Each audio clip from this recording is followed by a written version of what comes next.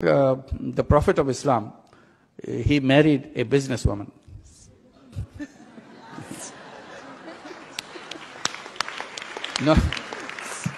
Not only he married a businesswoman, first he worked under her.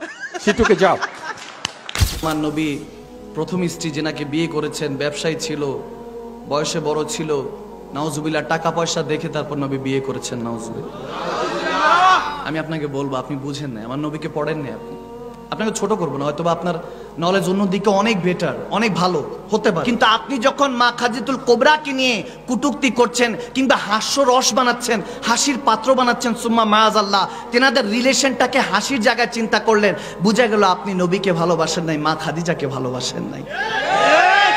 আপনি ভালোবাসেন, আপনি মাকে কিভাবে সম্মান করতে আপনি জানেন না। তাহলে আপনার মাকে কেউ যদি বলে সুম্মা মাআযাল্লাহ, আপনার বাবাকে যদি কেউ বলে, আপনার খারাপ লাগবে, কষ্ট লাগবে। আর তিনারা তো হলেন আমার সমস্ত মুমিনদের মা, আমার নবীর স্ত্রীগণ, আম্মাজান কেবলা, ওনারা মুমিনদের মা। ওনাকে নিয়ে যখন আপনি ঠাট্টা করছেন সুম্মা মাআযাল্লাহ, আরশের মালিক কতটা কষ্ট পেয়েছে আপনার আইডিয়া নাই। আমি বলবো, লোক দেখানো বক্তব্য দিয়েছেন, চোখের সামনে পড়েছে এই জন্য, নয়তো আমি বারহাল আমি কাউকে নিয়ে কখনো কিছু বলি না। আমি বলবো মনে মনে তওবা করে নেন, দেখবেন আল্লাহ মাফ করে দিয়েছে।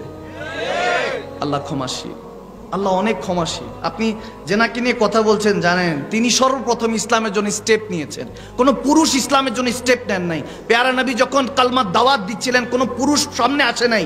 আমার নবীকে যখন কাফেররা বিভিন্ন রকম কথা বলছিল, আগে আলামিন বলেছে, বিশ্বাসী বলে ডেকেছে, যখন কালমার দাওয়াত দিয়েছে, এক আল্লাহর দাওয়াত দিয়েছে, কেউ সামনে আসে নাই। মা খাদিজাতুল কুবরা প্রথম মহিলা হয়ে আমার নবীর জন্য সামনে স্টেপ নিয়েছেন, স্ট্যান্ড নিয়েছেন। সুবহানাল্লাহ। ওনার মতো সাহস এখনকার আমাদের মুমিন মুসলমানদেরও নেই, আওয়াজ দেয় না। সর্বোচ্চ দিয়ে ভালোবেসেছেন, সর্বোচ্চ। আল্লাহু আকবার। হেরা গুহা থেকে যখন পেয়ারা নবী এসেছেন, কাঁপতেছিলেন, কারণ সিনা চাক হয়েছে। এটা অন্য বার হাল, অন্য এক সময় বলবো, শুধু বুঝানোর জন্য বলছি। কাঁপতেছিলেন, সিনা চাক হয়েছে। আমার নবীর সিনা তো এমনি নূর হয়ে থাকতেন, তারপরও এখানে কোরআন রাখা হবে। আসমান বলেছে না না, কোরআন রাখতে পারবো না, পুড়ে যাবো, ছাই হয়ে যাবো। পৃথিবী বলেছে না, মাপ চাই মাওলা। আসমান, জমিন, সমুদ্র সব মাপ চেয়েছে। লহে মাহফুজ থেকে কোরআনটা আমার নবীর সিনার মধ্যে আল্লাহ নাজিল করেছে। সুবহানাল্লাহ। আমার নবী বলেছে, আল্লাহ তুমি যদি রাখতে চাও আমার সিনার মধ্যে রাখো, জ্বললে আমি নবী মুস্তাফা জ্বলবো, তোমার প্রেমে জ্বলতে চাই। তিনি স্যাক্রিফাইস কবুল করে নিয়েছেন, আল্লাহ তেনার সিনাকে কবুল করে নিয়েছেন। আল্লাহু আকবার। হাবিবে দো জাহান তো আছেনই, তেনার শান্ত নিরালা ওয়া রাফা'না লাকা যিকরা। কিন্তু আমার নবীর চাওয়াটা অন্যরকম ছিল। তিনি যখন এসেছেন কাঁপতেছিলেন, জ্বরে কাঁপতেছিলেন। কোরআন নাজিল হয়েছে, ইকরা বিসমি রাব্বিকাল্লাযী খালাক, আয়াতে কারিমা নিয়ে তিনি সিনার মধ্যে রেখেছেন, কাঁপতেছেন, ভয়ে কাঁপতেছেন, জ্বর উঠে গিয়েছে। মা খাদিজাতুল কুবরা নিজের চাদর খুলে দয়ার নবীকে আবৃত করে বলতেছেন, আপনি টেনশন নিয়েন না ইয়া রাসূলুল্লাহ, আপনার আল্লাহ আপনাকে কখনো একা ছেড়ে দিবেন না। সুবহানাল্লাহ।